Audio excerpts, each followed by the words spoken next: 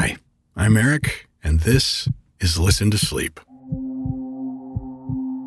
Well, it's the end of 2019, and we're coming up on the beginning of a new decade. Thank you, everyone, for a great year of the first year of this podcast. It's been a fun 6 months, and I hope you are still enjoying the stories. If there's something you want to hear in the new year, let me know.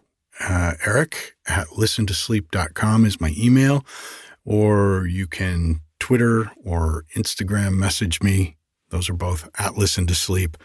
Join the Facebook group if you want to get in on discussions about upcoming stories or other things about the podcast. That's also Listen to Sleep. Thanks again to all of you. It's really been an amazing, amazing year, and I am thankful for each and every one of you.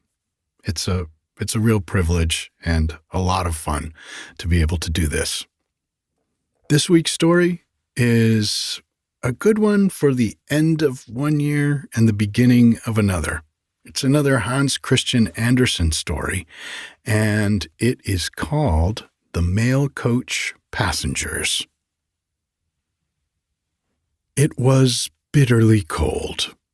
The sky glittered with stars, and not a breeze stirred. Bump! An old pot was thrown at a neighbor's door, and bang, bang went the guns, for they were greeting the new year. It was New Year's Eve, and the church clock was striking 12. Tun-ta-da-da! Tun-ta-da-da, sounded the horn, and the mail coach came lumbering up.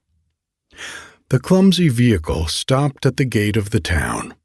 All the places had been taken, for there were 12 passengers in the coach. "Hurrah! Hurrah!" cried the people in the town, for in every house the new year was being welcomed. And as the clock struck, they stood up, the full glasses in their hands, to drink success to the newcomer. "A happy new year," was the cry. "A pretty wife, plenty of money, and no sorrow or care." The wish passed round, and the glasses clashed together till they rang again, while before the town gate the mail coach stopped with the 12 strange passengers. And who were these strangers? Each of them had his passport and his luggage with him. They even brought presents for me and for you and for all the people in the town. Who were they? What did they want? And what did they bring with them? "Good morning," they cried to the sentry at the town gate. "Good morning," replied the sentry, for the clock had struck 12. "Your name and profession?" asked the sentry of the one who alighted first from the carriage. "See for yourself in the passport," he replied. "I am myself." And a famous fellow he looked, arrayed in bearskin and fur boots. "Come to me tomorrow, and I will give you a New Year's present. I throw shillings and pence among the people. I give balls every night, no less than 31. Indeed, that is the highest number I can spare for balls. My ships are often frozen in, but in my offices it is warm and comfortable. My name is January. I am a merchant, and I generally bring my accounts with me." Then the second alighted. He seemed a merry fellow. He was a director of a theater, a manager of masked balls, and a leader of all the amusements we can imagine. His luggage consisted of a great cask. "We'll dance the bung out of the cask at carnival time," said he. I'll prepare a merry tune for you and for myself too. Unfortunately, I have not long to live. The shortest time, in fact, of my whole family. Only 28 days. Sometimes they pop me in a day extra, but I trouble myself very little about that. Hurrah! You must not shout so, said the sentry. Certainly I may shout, retorted the man. I'm Prince Carnival, traveling under the name of February. The third now got out. He looked the personification of fasting. But he carried his nose very high, for he was a weather prophet. In his buttonhole he wore a little bunch of violets, but they were very small. March, march, the fourth passenger called after him, slapping him on the shoulder. Don't you smell something good? Make haste into the guardroom. They are feasting in there. I can smell it already. Forward, Master March. But it was not true. The speaker only wanted to make an April fool of him. For with that fun, the fourth stranger generally began his career. He looked very jovial, and did little work. If the world were only more settled, said he. But sometimes I'm obliged to be in a good humor, and sometimes a bad one. I can laugh or cry according to circumstances. I have my summer wardrobe in this box here, but it would be very foolish to put it on now. After him, a lady stepped out of the coach. She called herself Miss May. She wore a summer dress and overshoes. Her dress was light green, and there were anemones in her hair. She was so scented with wild thyme that it made the sentry sneeze. Your health, and God bless you, was her greeting. How pretty she was, and such a singer. Not a theater singer, nor a ballad singer. No, but a singer of the woods. For she wandered through the gay green forest and had a concert there for her own amusement. Now comes the young lady, said those in the coach, and out stepped a young dame, delicate, proud, and pretty. It was Mistress June. In her service, people become lazy and fond of sleeping for hours. She gives a feast on the longest day of the year, that there may be time for her guests to partake of the numerous dishes at her table. Indeed, she keeps her own carriage, but still she travels by the mail coach with the rest, because she wishes to show that she is not proud. But she was not without a protector. Her younger brother, July, was with her. He was a plump young fellow, clad in summer garments, and wearing a straw hat.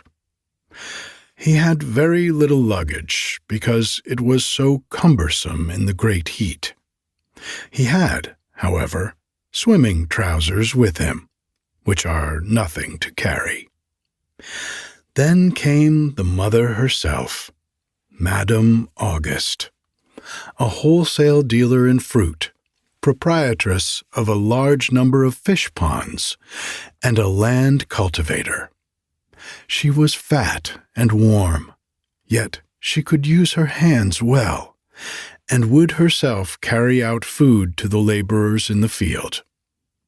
After work came the recreations, dancing and playing in the green wood, and the harvest home. And she was a thorough housewife. After her, a man stepped out of the coach. He is a painter, a master of colors, and is named September. The forest, on his arrival, has to change its colors, and how beautiful are those he chooses. The woods glow with red and gold and brown. This great master painter can whistle like a blackbird. There he stood with his color pot in his hand, and that was the whole of his luggage. A landowner followed, who, in the month for sowing seeds, attends to his plowing and is fond of field sports. Squire October brought his dog and his gun with him, and had nuts in his game bag. Crack, crack! He had a great deal of luggage, even a plow. He spoke of farming, but what he said could scarcely be heard for the coughing and sneezing of his neighbor. It was November, who coughed violently as he got out. He had a cold, but he said he thought it would leave him when he went out wood-cutting, for he had to supply wood to the whole parish. He spent his evenings making skates, for he knew, he said, that in a few weeks they would be needed. At length, the last passenger made her appearance. Old Mother December. The dame was very aged, but her eyes glistened like two stars. She carried on her arm a flower pot, in which a little fir tree was growing. "This tree I shall guard and cherish," she said, "that it may grow large by Christmas Eve, and reach from the floor to the ceiling, to be adorned with lighted candles, golden apples, and toys.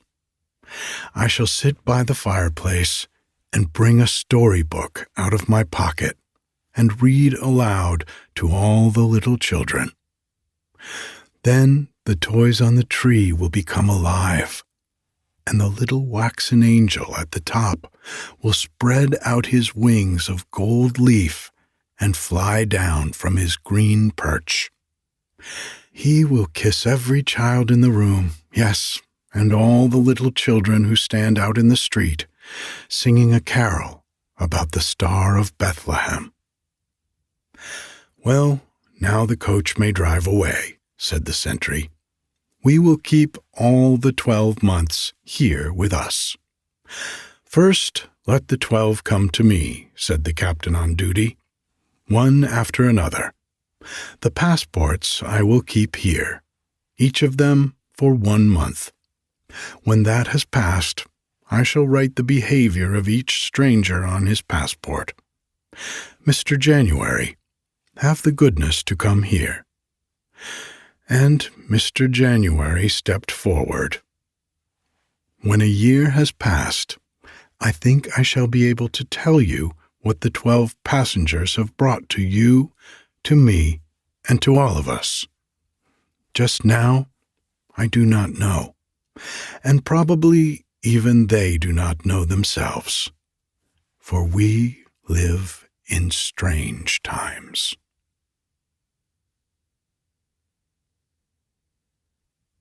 Happy New Year, and good night.